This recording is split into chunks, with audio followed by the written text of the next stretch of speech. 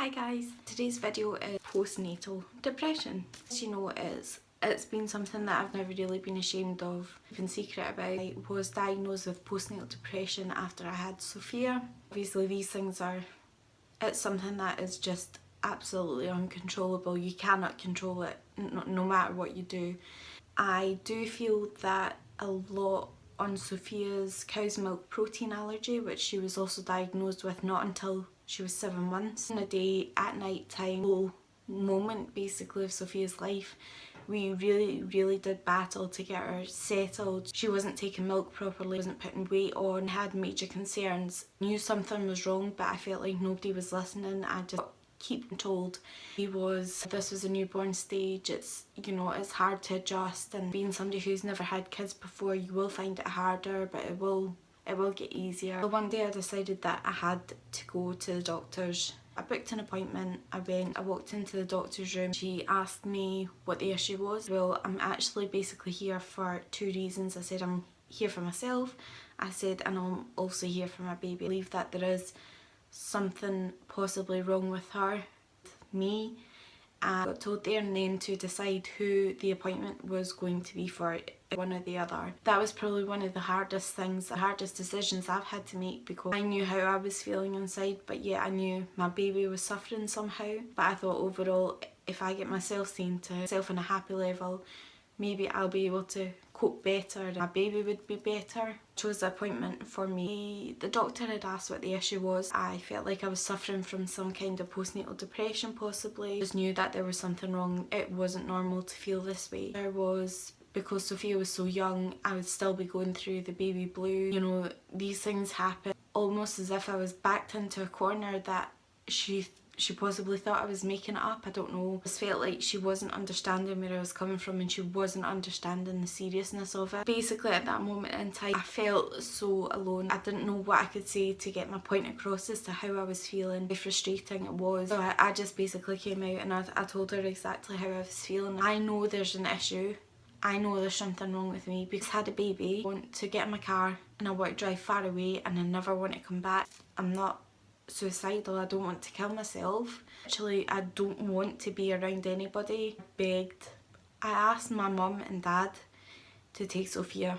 I asked them to bring her up as I would never question or ask for her back. I didn't want to do it anymore. I couldn't face reality of being a mother. I just literally felt like I couldn't do this anymore. Felt like I was in such a dark place. It was affecting my marriage.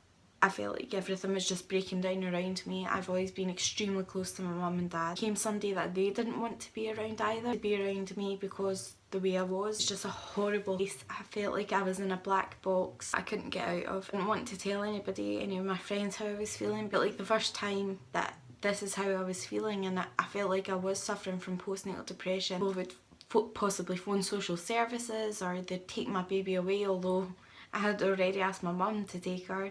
It was all going to crumble down around me. People wouldn't trust me with my baby, judge me for who I was, and am I capable of watching a child? Am I capable of looking after that child? Were they going to worry that health and safety was an issue because I felt like I wasn't in the right frame of mind at that time? There was just so much going around your head. I literally felt like although I had so many people around me, I had the most amazing support network that anybody could ever ask for. I felt so alone.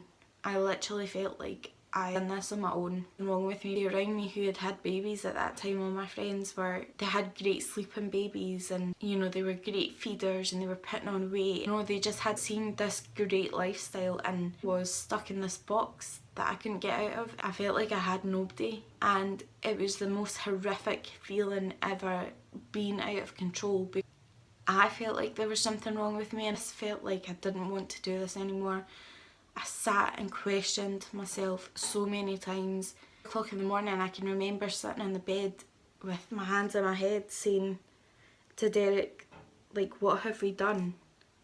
What have we done? Why did we do this? I can't do this. And it was the hardest thing ever to be able to come out and admit that I was suffering so badly. I tried to make myself as busy as possible to get out of the house. I wasn't in the house on my own. I felt like I needed so much company. I felt like I couldn't be in the house. I had to have some kind of routine all the time.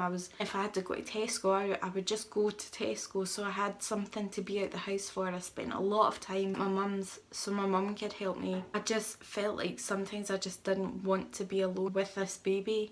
I couldn't do it.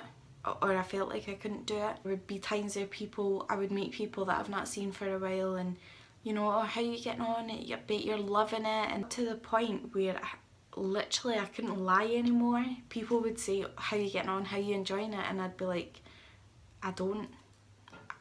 Yes, there's times when she smiles or she coos and does something, she rolls and she looks at me and I think this is amazing. There's that dark side of unsettledness. Sleep, she just never slept, and a failure. I felt like, why am I the only one in this world that says that they don't enjoy their baby? Put on fluoxetine, which is an antidepressant. It's one of the lowest as far as I'm aware. And the doctor wanted to treat me just to see how I got on and keep an eye on me to see if it did pick me up. Honestly, truthfully say, what a difference it did make. My family noticed, everyone around me noticed how much happier I was. I noticed the difference. Patience levels were better. I felt like I was coping again for some reason. Unfortunately, it got to a point where these aren't working. Like, surely I am actually okay, just taking them for the sake of them now. Just felt like someday had taken over me. My brain and my body, it was just horrendous. It was absolutely horrible. It was so scary. The way I was with my mum and dad, my attitude as well, they were only trying to help. I gave up everything. I didn't want to do anything. I didn't want to be in my marriage anymore. My kid, I didn't want to do anything. I didn't want any of the friends around me because they were negative, and even want my family around me. It was horrible. Probably one of the worst feelings I've experienced in life because it is so uncontrollable. I then went straight back onto my tablet, and again within a couple of days my mood picked right back up again, and again I became a nicer person to be around. And you know, instead of just running away from my problems, I would sit and talk about them with my family and discuss them with Derek. We became in a better place. So from that point of view, there was a huge difference when I was on them to when I wasn't. Also made the decision to go back to work. I think Sophia was about 8 months.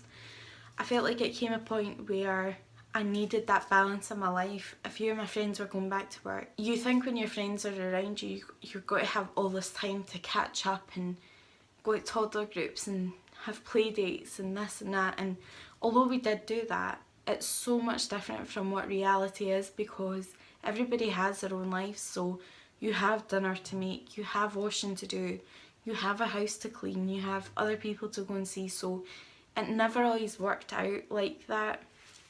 And by 8 months I thought, I really need some kind of routine in my life again. I need some adult conversation.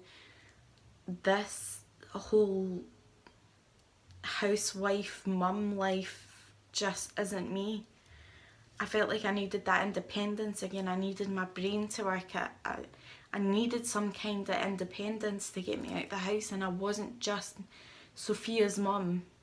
You know, I wasn't Megan the mum. I didn't want everybody just to always question how Sophia was, and I felt like to a point people forgot that I was still a human being, and before Sophia, like aside from Sophia, I was there too. And I felt like you kind of get pushed aside by that, and you just want to feel different. You don't want to feel like a mum all the time. So I decided around 8 months to go back to work, and I noticed a huge difference. I felt like I got the balance back in my life. I felt like although it was a bit of a rush, I felt like me again. So I did notice a really, really big difference. I felt like when I was at work I was me and I was Megan, and although people would ask how Sophia was, it was fine because that lunchtime I still got an hour to have fun and catch up with my friends that I hadn't seen from work. And you know, there was that independence that I got back.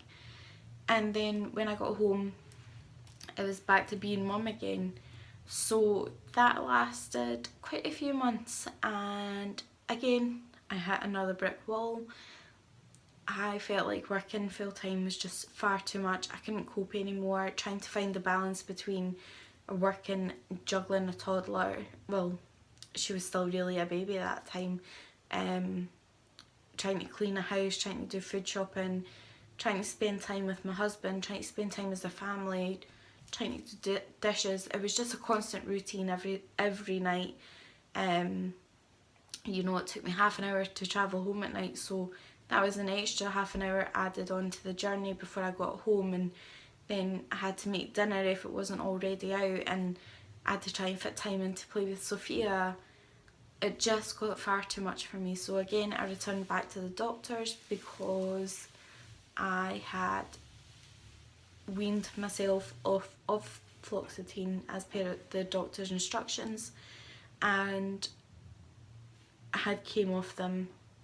Then once I had felt that I'd hit the brick wall again, I went back to the doctors, and he had asked me if there was any possibility of reducing my hours at work along with the fluoxetine. So I took that on board. I kind of hummed and hawed, and luckily enough I got my hours reduced. So I work 30 hours a week now, which I feel is quite a good balance. I get home early enough that I can interact with Sophia, we can make dinner, you know.